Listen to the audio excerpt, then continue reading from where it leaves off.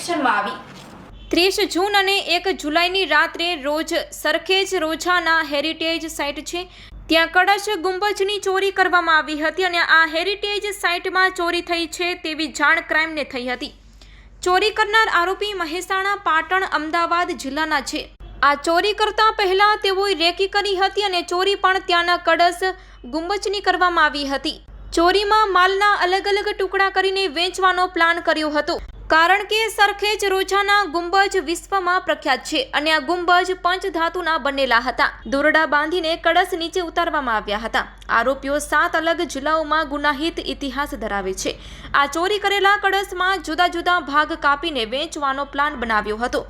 આથી તેઓ પકડાયા નહીં અને તેમને આ કળશ સોનાના હશે તેવો અંદાજ હતો પણ તે પંચધાતુના બનેલા નીકળ્યા હતા। પોલીસે અલગ અલગ જગ્યાએ રેડ કરીને 4 આરોપીઓની ધરપકડ કરી। તેમના નામ સુરેશ દંતાણી, મુના દંતાણી આરોપી સાથે બીજા 2 આરોપીઓ પકડાયા છે। કુલ 4 આરોપીઓ પકડી પાડવામાં આવ્યા છે અને 4 પકડવાના બાકી છે। Report by Ashwin Limbachiya, Ahmedabad. ગઈ 30 જૂનના રાતે અને 1 જુલાઈના વહેલા સવારે અમદાવાદ શહેરમાં, અમદાવાદ જે એક વર્લ્ડ હેરિટેજ સિટી છે એમની અંદર સરખેજ રોજા કરીને જે એક યુનેસ્કોમાં વર્લ્ડ હેરિટેજ સાઇટ આવે છે એ હેરિટેજ સાઇટની અંદર જાણ પડે છે પોલીસનું કે જે એમના પંચતન કલશ હોય છે એ ગુંબજ ઉપર એમની ચોરી કરવામાં આવેલ હતું અને એ ચોરી એ આખી બહુ મોટી હેરિટેજ સાઇટમાં કઈ રીતે થઈ, કેવી રીતે થઈ એ બાબતે ક્રાઇમ બ્રાન્ચે તપાસ કરી। એમાં ક્રાઇમ બ્રાન્ચ દ્વારા જુદા જુદા બાતમીના આધારે તેમજ તકનીકી ઉપકરણો આધારે એમના આરોપીઓનો શોધખોળ કરવામાં આવી અને ગુના ડિટેક્ટ કરવામાં આવ્યો અને આપણે રિકવરી કરવામાં આવી।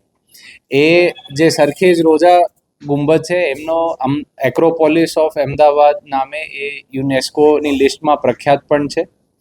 એ શોધવા માટે અને એનાલિસિસ કરવા માટે ક્રાઇમ બ્રાન્ચ દ્વારા ડ્રોનોનો પણ ઉપયોગ કરવામાં આવ્યો કેમ કે આ જે વિસ્તાર છે એ આજુબાજુ કોઈ રહેણાંક વિસ્તાર નથી અને બહુ એક મોટા વિશાળકાય જગ્યા છે। તો એ કરીને પોલીસ દ્વારા જુદા જુદા જગ્યાઓ રેડો પાડવામાં આવી અને એ રેડોના આધારે મુદ્દામાલની રિકવરી કરવામાં આવી અને સાથે 4 આરોપીઓની અટકાયત પણ કરવામાં આવેલી છે અને અમુક આરોપી હજી પકડવા ઉપર બાકી છે।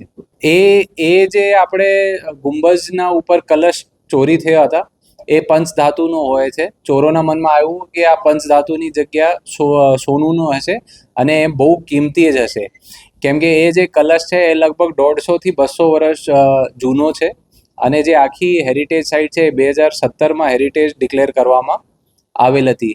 તો એમનું લાગતું હતું કે આ રાતે ત્યાં આજુબાજુ લોકોની નજરોથી બચીને એ ગુંબજ આખો પાડવામાં આવે અને એ ગુંબજનું વેચાણ કરવાથી સોનું લાગતું હતું પણ ખરેખર એ પંચધાતુનો જૂનો ગુંબજ બનાવેલું છે। આરોપીમાં અલગ અલગ વિસ્તારોના આરોપીઓ છે।